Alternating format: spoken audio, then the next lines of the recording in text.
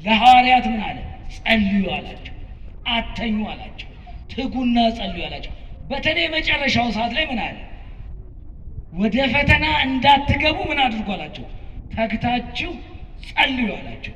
ሐዋርያት ጉዟቸው የፈተና ስለሆነ የመከራ ስለሆነ ክርስትና ጉዞው የመስቀል የተመቸው ጌታ ወደ ምድር መጥቶ አልተመቸውም።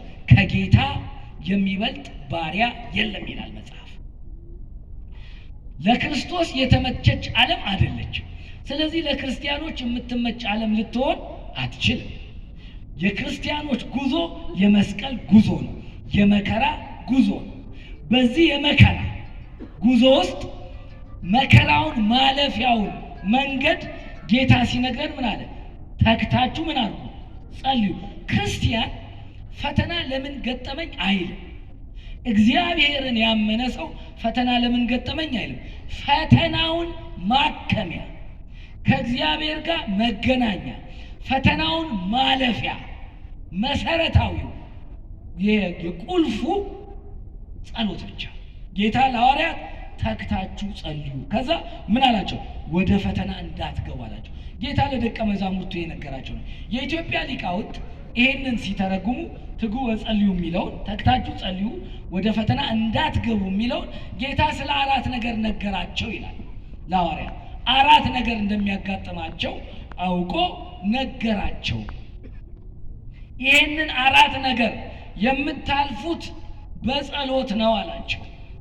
የእግዚአብሔር ልጆች፣ ሰይጣን ሰው ጾም ሲበላ ከጾም ሲወጣ የሆነ ሌላ ነገር ሲያደርግ ወይም በኃጢአቱ ሲያገኘው አይደለም አሉ ሊቃውንት አባቶች ሲናገሩ።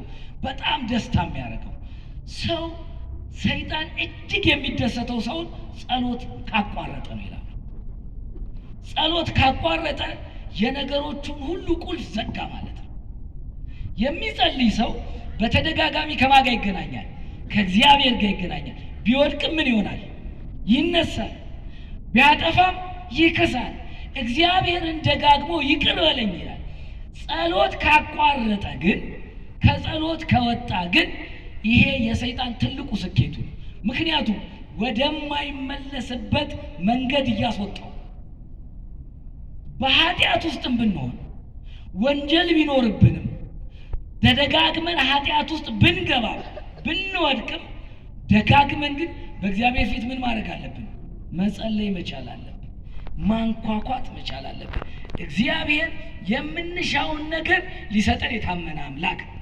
እግዚአብሔር ሲሰጥ አይበደር።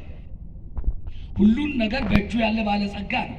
በቃሉ ይሁን ይላል ይሆናል፣ ይከናወን ይላል ይከናወናል። እግዚአብሔር ልጅ። ስለዚህ እግዚአብሔር ይሁን ያለው ይሆንለታል።